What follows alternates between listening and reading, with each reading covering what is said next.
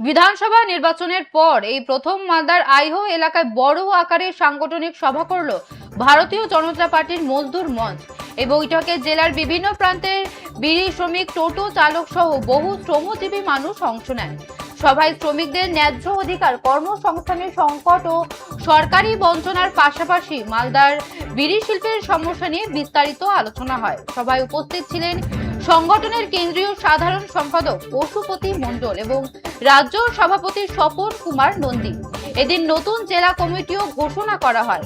উত্তর মালদার সভাপতি পদে বিজয় সিংহ এবং দক্ষিণ মালদার সভাপতি হিসেবে তফিউল হক দায়িত্ব পেয়েছেন। সংগঠনের নেতৃত্ব জানান, মেহনতি মানুষের অধিকার রক্ষা ও তাদের সরকারি প্রকল্পের সুবিধা পাইয়ে দিতে আগামী দিনে জেলা জুড়ে আরো শক্তিশালী আন্দোলন ও সংগঠন বিস্তারের কাজ চালানো হবে।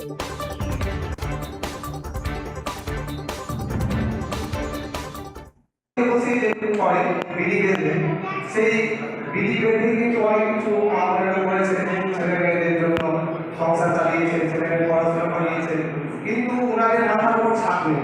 এটা আমরা বলছি, আপনারা আমাদের সাথে যুক্ত হন এবং আপনাদের যাদের কার্ড হয়নি বা কার্ড করেননি, কার্ড আছে এরকম করা হয়নি, আপনারা আমাদের কাছে ফর্ম আছে, ফর্মগুলো নেবেন এবং যদি নতুন কার্ড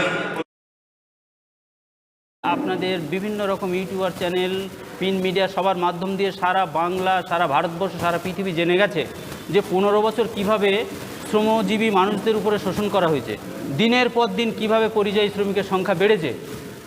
করোনার সময় থেকে সেটা আমরা হাতে নাতে প্রমাণ পেয়েছি। আজকের সেই সব দুর্ভাগা বলা মানুষরা আজকে তারা পতিত হয়েছেন।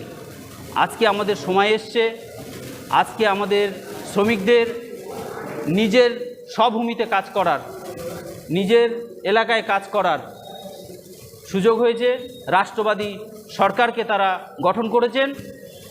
তো এই রাষ্ট্রবাদী সরকারের মধ্য দিয়ে আমরা চেষ্টা করব আমাদের শ্রদ্ধেয় মুখ্যমন্ত্রী, আমাদের প্রিয় দাদা শুভেন্দু অধিকারী মহাশয়ের যে এই কদিনের কার্যকলাপ আপনারা দেখেছেন, দৃষ্টান্তমূলক সিদ্ধান্ত, যেটা স্বাধীনতার পরে বাংলা কখনো দেখেনি। ভারতবর্ষ স্বাধীন হয়েছিল 1947 সালে, আমরা এটা জানি, কিন্তু প্রকৃতপক্ষে বাংলা 50 বছর পিছিয়ে গেছে। 35 বছর সিপিএমের শাসন, আর এই 15 বছর অপদার্থ তৃণমূলের শাসন, অপদার্থ মুখ্যমন্ত্রী, তৃণমূলের যে প্রাক্তন মুখ্যমন্ত্রী মমতা ব্যানার্জির অপদার্থতা 50 বছর বাংলাকে পিছিয়ে দিয়ে গেছে এই সিপিএম আর তৃণমূল মিলে।